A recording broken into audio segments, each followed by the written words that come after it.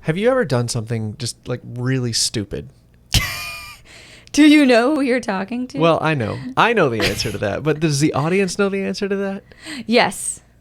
So, like, maybe it was like an impulse buy, or maybe you went on a date with somebody that you knew was kind of crazy, but I don't know. You just did it anyways? You just did it anyway. Like, I find myself, like, all the time making these, like, random decisions that are really bad, but I don't know. I'm just trying to mix it up. I don't know. Like, my brain just will not let something be normal. I have to, like, induce chaos every so often. Yeah. I know you're that way, too. I am. I get bored easily, or I'm like, because that's why I hate routines. Routine, that's boring. Well, today we're going to talk about how behaving or forcing yourself to behave might not be the right solution. I think there's a better way. Yeah? We'll talk about it. Okay. Roll the intro. Welcome to the Let's Quit podcast. Quitting is not always a bad thing. If you have the right mindset, quitting can be the most powerful tool you have on your journey to success. It's certainly been helpful for us. Whether it's flying through hurricanes, building our businesses, or just trying to get to bed on time, we're always trying to level up and improve our lives. This is the show where we share the lessons, experiences, and friends that have helped us live this incredible life. So let's quit the bad and grow the good together.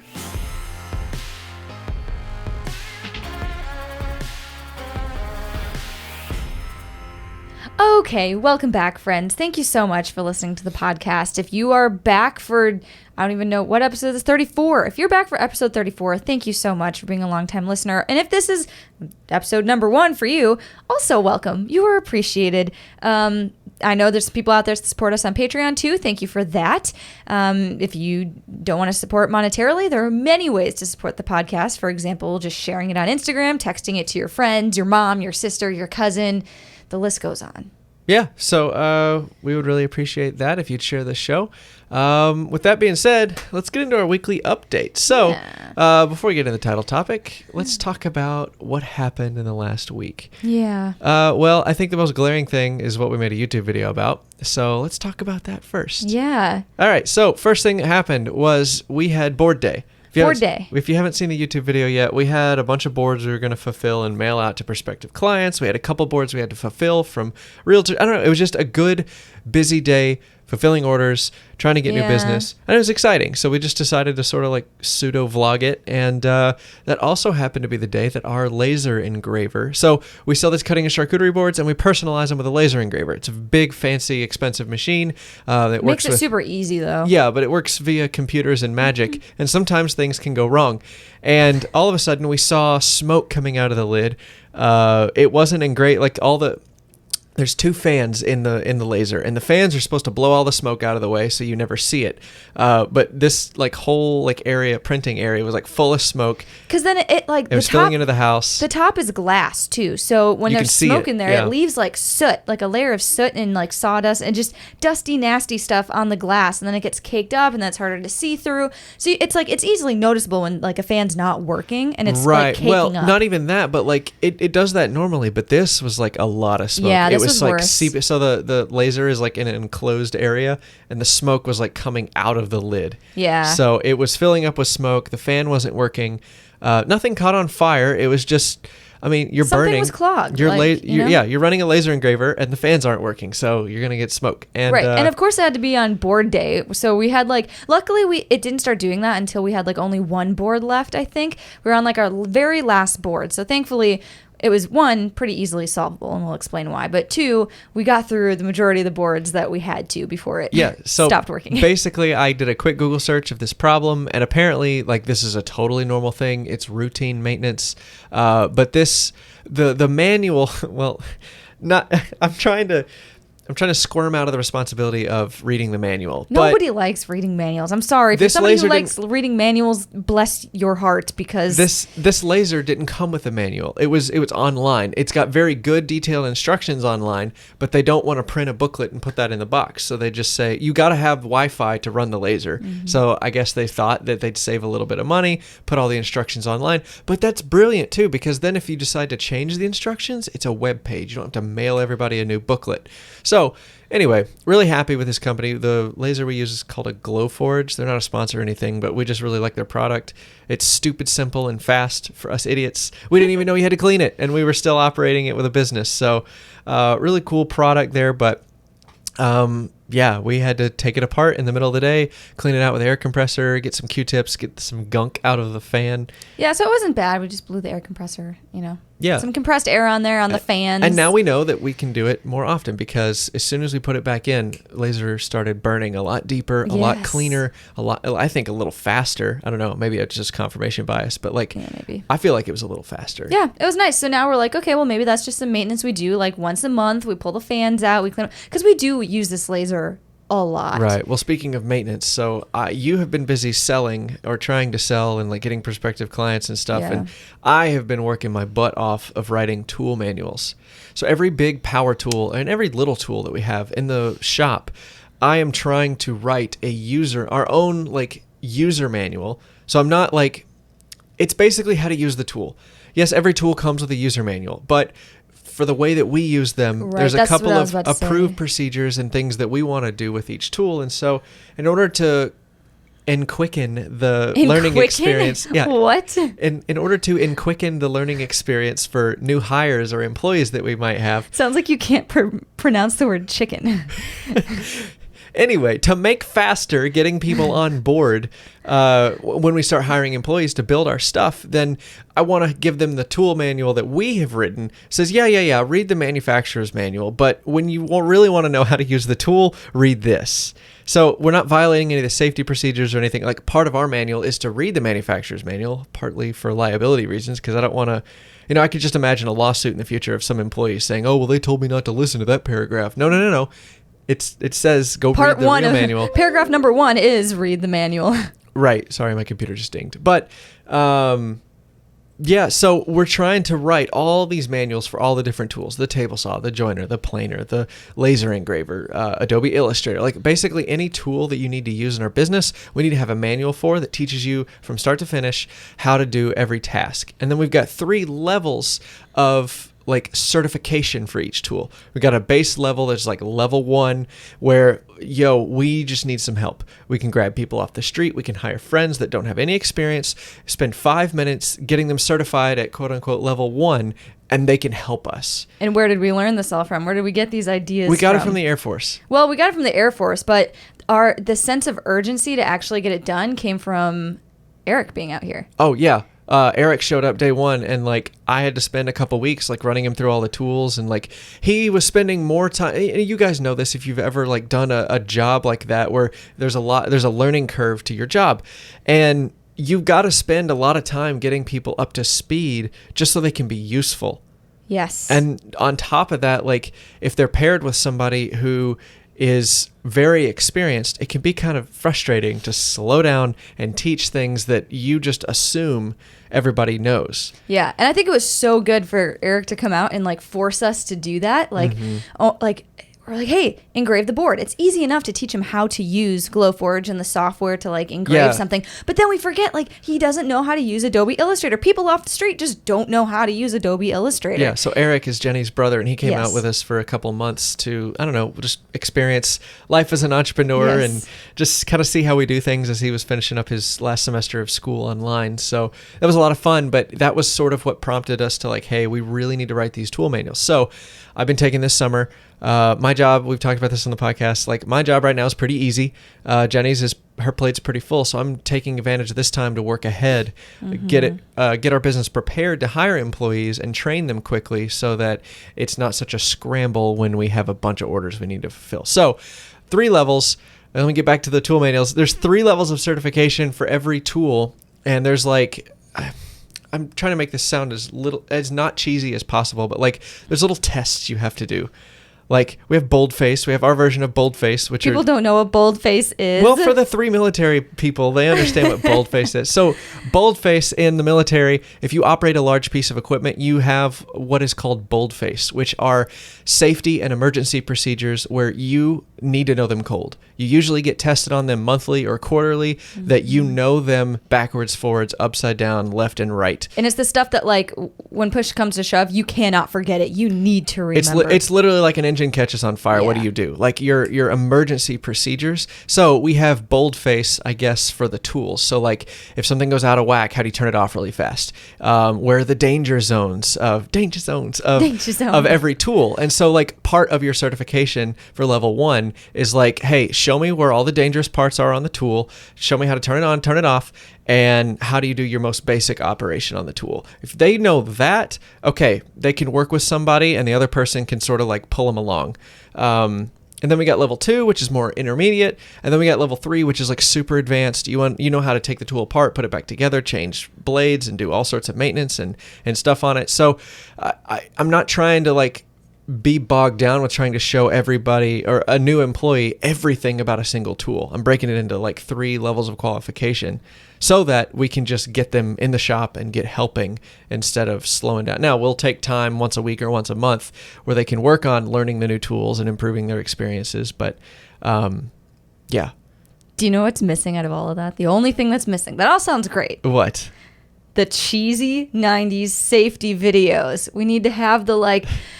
Now what do you do? And the table saw like doesn't stop. My gosh. Hit the button. So I've thought about this. So I've thought about like I've been thinking a lot about this. So like day 1 orientation stuff. Like, what is the most effective training that we got in the military? It's straight up like the experiential training, like the things where they put you in a scary situation so that you definitely learn what to do very fast. And I'm thinking about, I don't know how we're going to do this, but remember when Alex Steele did all those videos where he like got dressed up as like he had like a horrible injury or something in the shop? I'm thinking like day 1 orientation, have you or somebody like that like bust into the shop like with a fake arm cut off or something with like a that? fake arm or like a huge gash or something like that. Like we get fake blood and like it squirts out. Cause like, I'm not trying to be gross or anything, but like, it's not an if, it's when.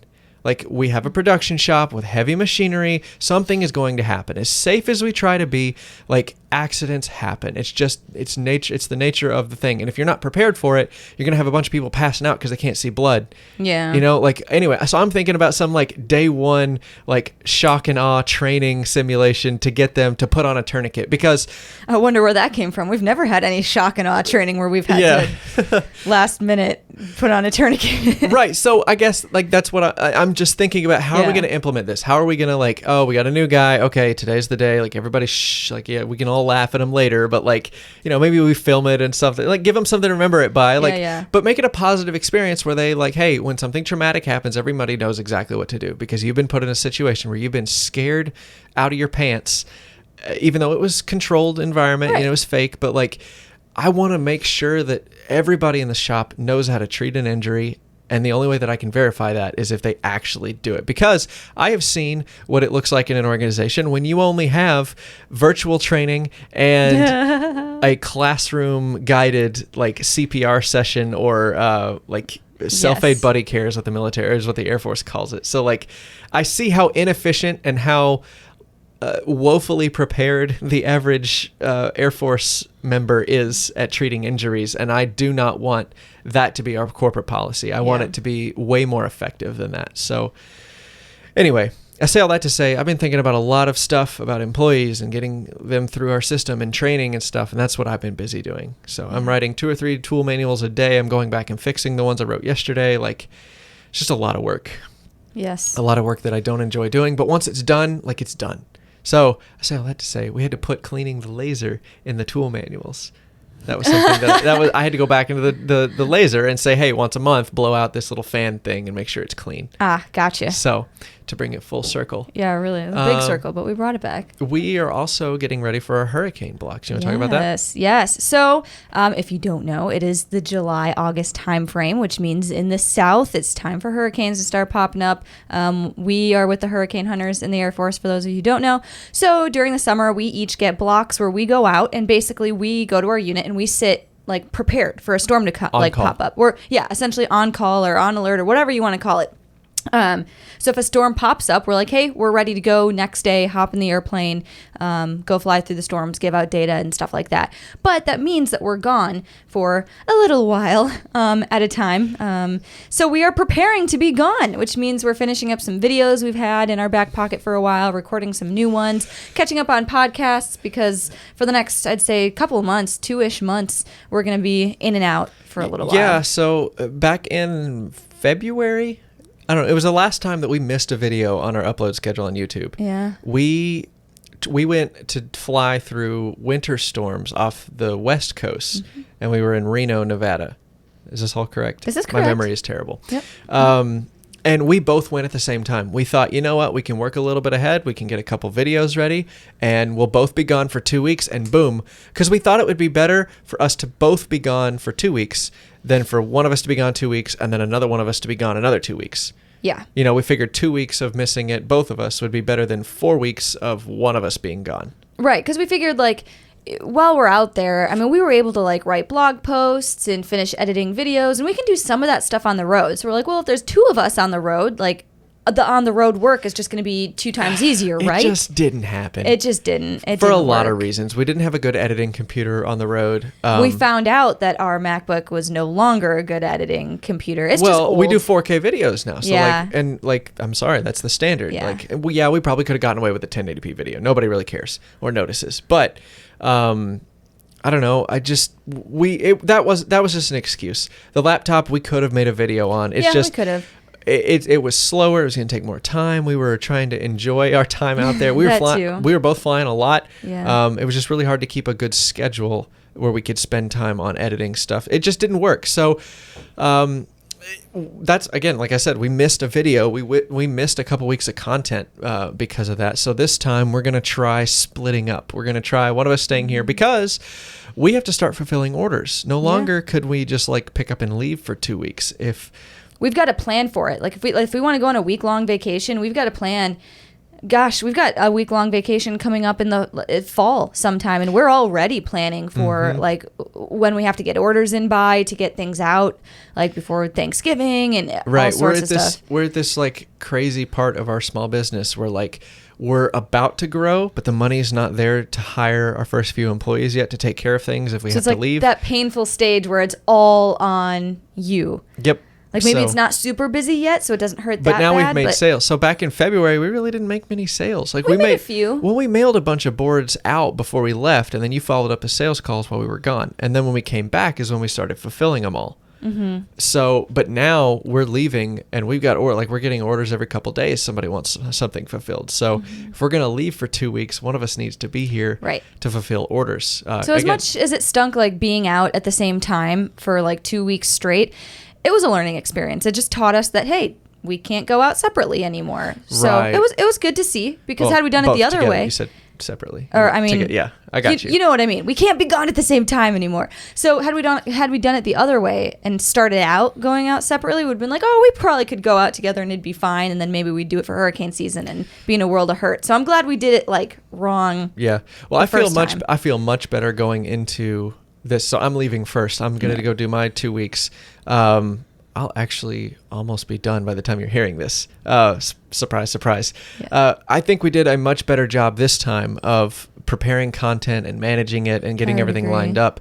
I don't know, before I leave in a couple days, like I'm really excited to, I feel a lot better about this. I think this is going to be the way forward for the long haul. And then you leave later, and then I have to do it. And I'm terrified because I've been out of sales. Like, sales is a muscle, dude. If you don't use it, you lose it. Well, and for you won't even have to like do the sales. For you, it's just going to be knowing who these people are. It's going to be, that's the other thing. Like, it's going to be really easy for me until somebody calls me, wants to buy something, I've never heard of them before. Like, my job is either going to be, it's going to be 2 weeks of smooth sailing, or it's going to be 2 weeks of my hair's on fire and I'm calling you every 20 minutes. Yeah. Because like I keep a spreadsheet of all of our clients and realtors and mortgage people and whoever buys from us for that very reason. So if we have an employee, they can say, go look in the spreadsheet. Oh, this person works for this realty company, and this is what I engrave on the back of the board. Got it. I can do it. I'm not worried about that. I'm worried about somebody out of the blue who like you mailed a board to 6 weeks ago, and I finally got around to calling us back to say thank you. I know. And I'm just like, yeah. I totally know who you are as you're like pulling up the spreadsheet. Don't worry, I track that for you too. Okay, well, we'll see. Okay. Thanks. We'll see how good Jennie has been at I know. tracking her stuff and writing procedures, which is your strong suit, right? No. I'm terrible at it. If I had never had to write another checklist for the rest of my life, I mean, I'd be happy. it's a good test because, I don't know, until we get an employee, like there's no other way to test it unless that's true. I jump in not knowing what's going on. So it'll be exciting. So we've been making tons of videos and podcasts and stuff like that. Yeah. Lots of content creation for Samara and Jennie and Davis. Pretty much this week has been nothing but content creation. We really didn't. We mailed out some boards, but this week has really just been a bunch of video creation, which I'm really happy now that we've got a couple different types of videos on the YouTube channel we can post.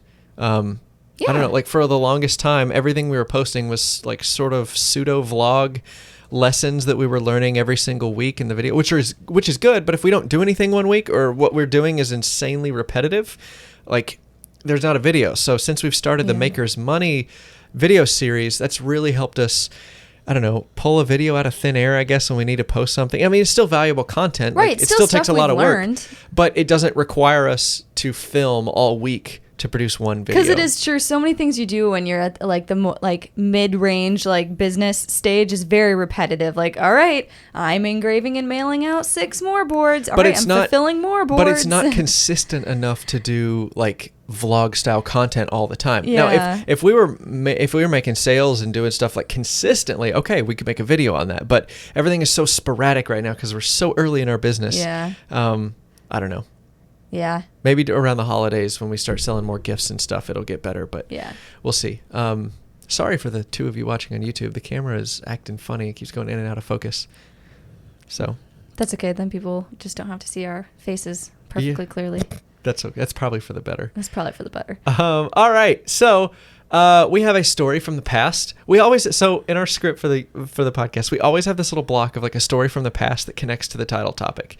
Normally, if we have one, it's from that week, which is the impetus for the title of the podcast. But this time we have an old story that will segue us perfectly into the title topic. So do you remember, Jennie, when I was trying to buy jet skis? Oh my gosh. Yes. This is what we're going to talk about today? Yes. Okay. Did you not see it on the script? I didn't know that's what you meant. I thought maybe it was a story about one time you rode a jet ski and fell off or something. Nope. This is that story. So cool. Once upon a time, Jennie and I were stationed in Minot, North Dakota for the Air Force jobs that we had. And we were both slowly going insane. Yep. We knew we were leaving. We had hope. We had as much confidence as we could have that our Hurricane Hunter jobs were going to work out. So we had applied for separation from active duty. We were ready to go, but you have to ask Uncle Sam if you want to leave the military 6 months before you actually want to leave. And you're not even leaving the military. You're just going to the reserves. Anyway, so we were basically twiddling our thumbs for 6 months waiting for the timer to be up. Well, Jennie and I are not very good at waiting. What? I was not taking it as well as Jennie was. We both weren't doing great. Okay, we weren't doing hot, but I was sort of having a meltdown, if you will. And I just got it in my head that so let me back up. One of the best things that we did do in Minot, North Dakota was we had a friend who had a boat. Hi, Paul, if you're listening. Hi, Paul. I don't think he listens. I don't know. But he had a boat. It's always better to have a friend with a boat than to be the person with the boat. Because if your friend has the boat, you come in and save the day. Oh, yeah, you can park it in my driveway. Oh, yeah, I'll help you fix it or work on it. But you don't have to pay for it, or, gas money and everything. But it's better to be the friend.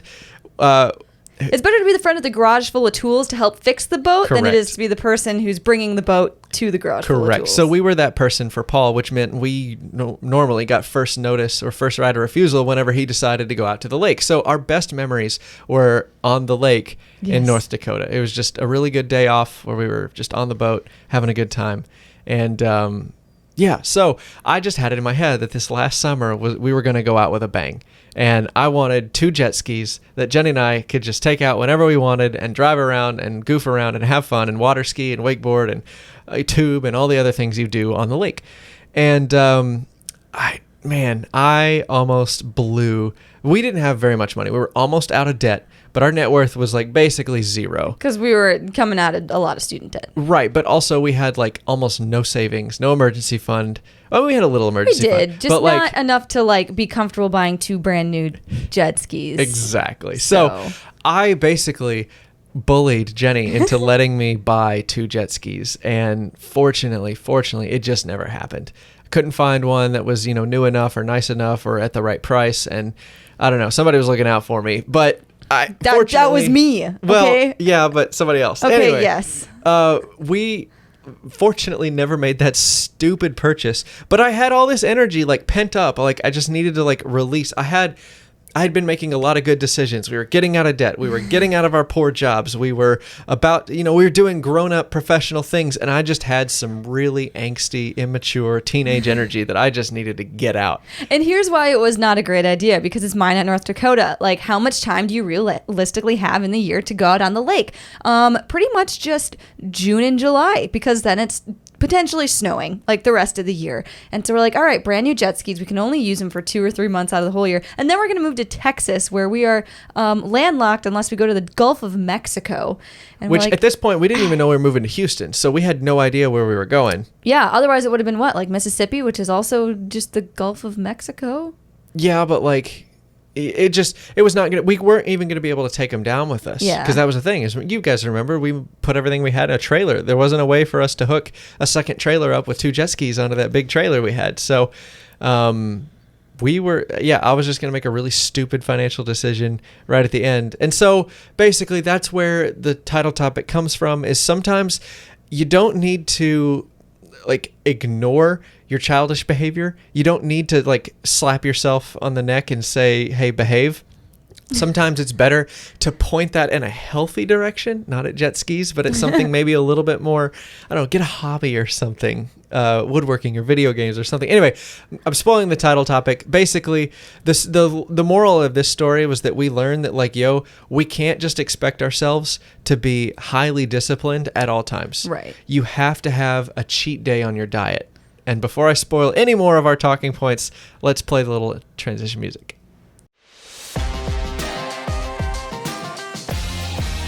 All right, Jennie, hit him with the quote. All right. This week's quote is by Oscar Wilde, and it says, I don't want to be at the mercy of my emotions. I want to use them, to enjoy them, and to dominate them.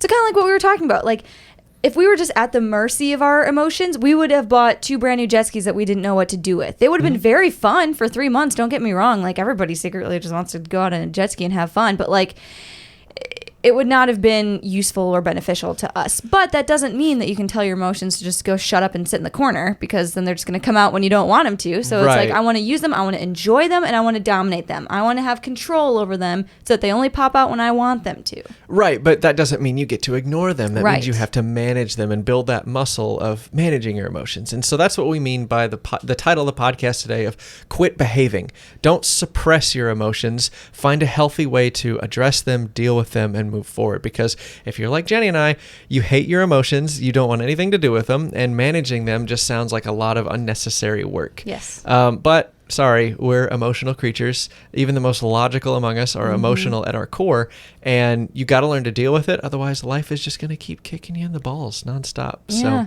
that does not sound fun. So again, we mean that you should redirect your hyper energy or your tendencies to screw up things into a healthy area. We mentioned this earlier, like Jennie and I do not like smooth sailing. We like it. We say we want it, but when we get there, we're doing everything we can to flip the tables over or to just cause chaos in our life. There's a psychological principle. I forget what it was. I was listening to a Freakonomics podcast the other day, and they were talking about everybody can be put into 2 categories. You're either a chaos Muppet or an order Muppet.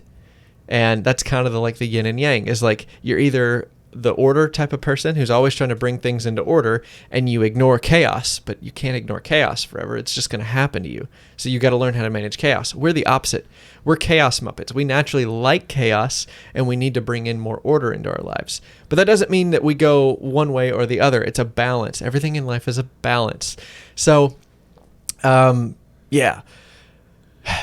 So then for us, I guess, like what do we do that is like a positive redirect of like our desire for chaos or change. So once or twice a week, Jenny and I, we pick this up from Bruce Ulrich. Hey, Bruce. I don't know if Hi, you listen Bruce. to our show, but we listen to yours. So, I'm just kidding. Like Bruce and his family every Friday night or Saturday night, they have steak night. We don't hold to that rigid of a schedule. So if we've had like an exceptionally not great day, or we just need to get out some chaotic energy, we have steak night. Like one of us will just like walk into the living room and, like Michael Scott, we just declare steak night. I declare steak night. And boom, all of a sudden, whatever we're working on just like disappears for the rest of the evening. We open a bottle of wine, we make some steak and mashed potatoes and vegetables, and we put on some music. We try to pretend we're in another place. Like, I don't know. It sounds really stupid as I'm saying it. We can't travel there, but so we try to listen to the music that we would listen to if we were there. For example, like if we went to Hawaii, what music would we be listening to? If we were like downtown Denver, like what music would we be listening to? I don't know. How do we get the vibe of like traveling without having to go to these places? Well, some people on if you get Spotify, like people do a really good job of curating playlists based on city. So if you just like type in like, I don't know, evenings in Manhattan or something like that, you'll get some like really good chill, like lo-fi, like big city music, you get busy street lights and cars. Like you're thinking about the vibe as I'm talking about it right now, but the playlist works. And so we quote unquote transport ourselves somewhere else for the evening, pretend we're having a nice steak dinner. I don't know, it's just silly. And we watch a movie and we just be irresponsible children, basically. We eat food we want to eat. Sometimes, instead of steak night, we will declare a Taco Bell run. And we'll run to Taco Bell because, you know what, we're stupid. And we pay for it. It's a bad decision. Yes, it is a bad decision. But every so often, releasing that chaotic energy, instead of just telling myself, no, it levels it out. My bad decisions are small and insignificant in the grand scheme of things. Whereas if I were to like hold that energy in, I'm going to make a really dumb decision, like buy 2 jet skis. Right. And not even realize that that's why I'm doing it. Right. I would much rather cook steaks once a week or, do a midnight run to Taco Bell or something than buy 2 brand new jet skis after getting out of student debt. And I mean, like, this is not a new concept. Like, this is the concept of a cheat day on your diet. Like, look at, oh my gosh, you want to see cheat days done right? Watch Dwayne "The Rock" Johnson's Instagram. He shows his cheat days. There's something like 6,000 calories or 10,000 calories, something insane, but it's like the best versions of all of your favorite guilty pleasure foods. I'm talking like French toast, steak, cheeseburgers, just dripping with cheese. Like my mouth's water just thinking about it. But like the whole concept of a cheat day is like, yo, if you get hungry for something and you're on a diet, just save it for your cheat day. Put it on a list, and then when you have your cheat day, go crazy. That actually, like, this is like, not that I know anything about diets, but like I know this one little fact about nutrition, and that's like you want to keep your body in a constant state of confusion. Like your metabolism. Right, because you start to adapt, and like, your workouts or your diet doesn't do as well because your body gets used to it and adapts to it. So the cheat day actually helps with a diet. And so like having a good cheat day helps regulate that energy. I just think it's the same thing with our mental state and emotional state is you've got to let the crazy energy out every once in a while, or it's going to come out to haunt you when you're not expecting it. So I guess that's really it. So that's basically our proposed solution to the problem. You can't get rid of the chaotic energy, so it's best just to manage it in a pseudo-structured way. So then what are our like strict action steps? Our action steps. I think the computer just restarted, so it's going to take the bell a while. I don't know. Let's test it. Action step number 1. No, it was right away. Incorporate a cheat day into your schedule somehow. So whatever it is, your guilty pleasures, whether it's like junk food or maybe it's shopping, maybe it's, I don't know, put your poor life decisions. Find a poor life decision that will help you get that energy out that isn't so detrimental to your health or to your life or to your business or to your family, and just regularly do it.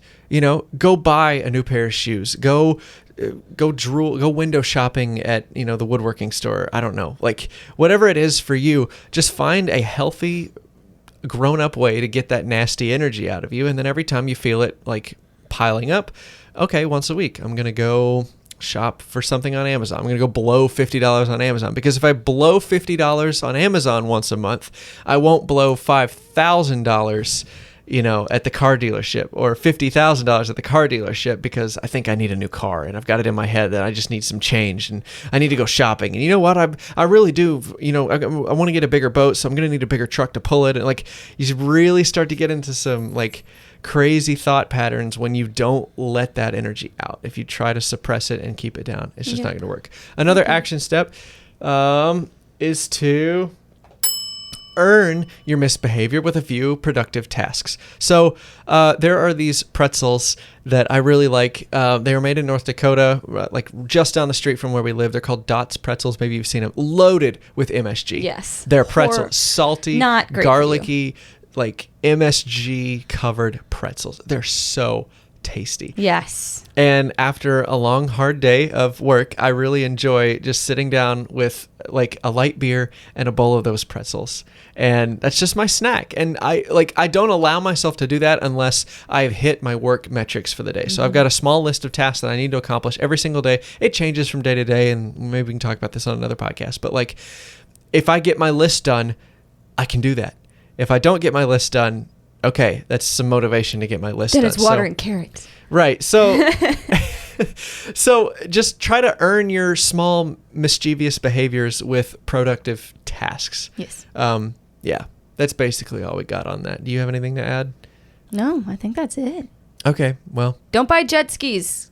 Yeah, don't buy jet skis. I'm just kidding. It doesn't mean you can never buy jet skis. That was just. Have a friend who buys jet skis. Yeah. Anyway. That's the recommended. It's the recommended dosage. Speaking of which, we're about to go out to dinner with our friends who are thinking about buying a boat, so we're trying to convince them to buy a boat. Yes. Anyway, I don't have anything else. I don't think so. Side note, the cat stayed asleep in the corner of this room for this entire podcast. He normally screams and yells when he's locked in here. Yeah, so. we didn't wake him up with talking at all. Good job, Perry. Good job, Perry. All right, well, till next time. We'll see you later. Bye.